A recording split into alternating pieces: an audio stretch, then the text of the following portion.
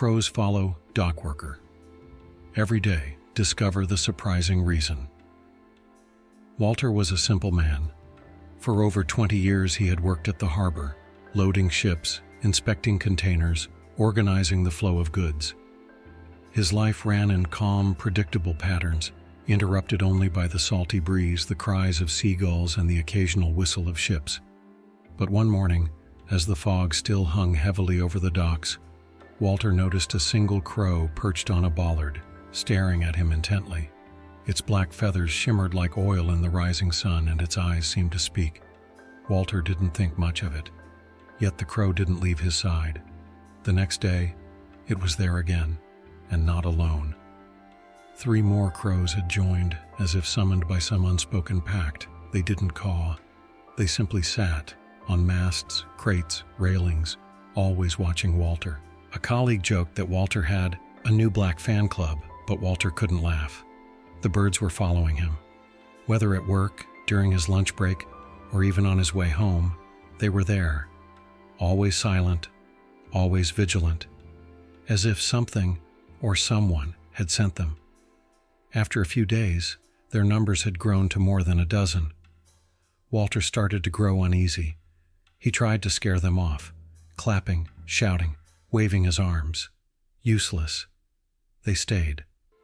One evening, as he returned home, he saw 2 of them sitting on the roof of his house, one on the garden fence, and one right on the windowsill of his bedroom. Walter felt a lump in his throat. What did they want from him? The birds didn't scare him in the usual way, but deep inside, a feeling began to grow. This was no coincidence. Walter could no longer just stand by and do nothing. The crows weren't merely lingering near him, they were acting in ways no ordinary animal would. They didn't attack, showed no fear, but also never kept their distance. It was as if they were watching over him, or watching him. After a particularly restless night in which he had heard the scratching of claws on his roof, he made a decision. He would find out where the crows went when they weren't around him. Using a self-made mini harness made of Velcro and a tiny action camera he usually used for fishing, Walter waited patiently by the dock after his shift. One of the crows, the same one that had followed him from the very beginning, came surprisingly close. Gently, almost whispering, Walter spoke to it and attached the camera to its leg.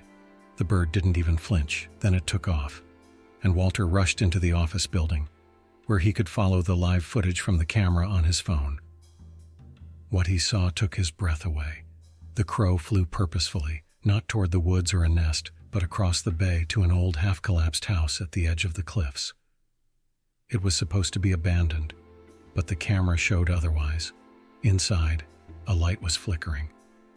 Shadows moved. And then, through a cracked window, Walter saw an old-fashioned portrait hanging on the wall. He froze. The man in the painting was the spitting image of him. It was as if he were looking at himself from another time. A cold shiver ran down his spine. What tied him to this place?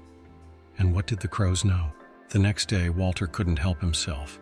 He had to go to the house that had felt both eerily familiar and deeply unsettling in the footage. The road was narrow, overgrown with trees, and the old estate at the edge of the cliffs looked as if it had slipped through time. When he rang the bell, a middle-aged woman opened the door. Her eyes widened when she saw him, not out of fear but shock. "Danny?" she whispered. Walter shook his head. "No, my name is Walter." But the woman could barely hold back her tears. "You look so much like him. My husband died a year ago, and since then, the ravens disappeared." She let him in, hesitant, but visibly shaken. As she brewed tea, she told him about her late husband Danny, a gentle recluse who had shared a deep bond with ravens. He fed them daily, spoke to them, and the birds never left his side. After his death, they lingered a few more days, then vanished all at once. "I thought they followed him into the afterlife," she said softly. But now, with Walter standing before her, everything suddenly made a chilling kind of sense. The ravens had found him. Someone who was like Danny. Or perhaps more. Walter was speechless. He didn't just feel watched, he felt seen. The ravens hadn't just picked any human, they had sought him. The woman retrieved an old photo album and showed him a picture of Danny. The shock hit Walter like a punch. The face in the photo was nearly identical to his own. It was like staring into a mirror of the past. Was it just coincidence? Or was there truly something of Danny within him? Something the ravens had sensed? Walter no longer knew what was real, only that there was no turning back. The days following the visit to the old house changed Walter.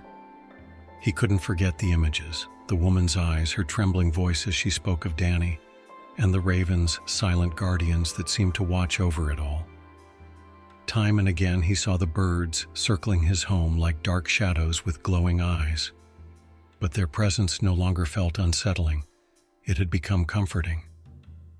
Walter began to understand. The ravens were not just birds. They were carriers of memory, messengers of a love long gone, perhaps even keepers of a soul that hadn't fully moved on. He returned to the house, this time with a bag full of raw meat and nuts, exactly what Danny used to feed them. Together with the woman, whose name he now knew was Elena, he set up a small feeding spot in the garden. The ravens came instantly, one by one, silent, majestic. Walter knelt down and gently placed a piece of food on the ground, and the oldest of the ravens stepped directly toward him.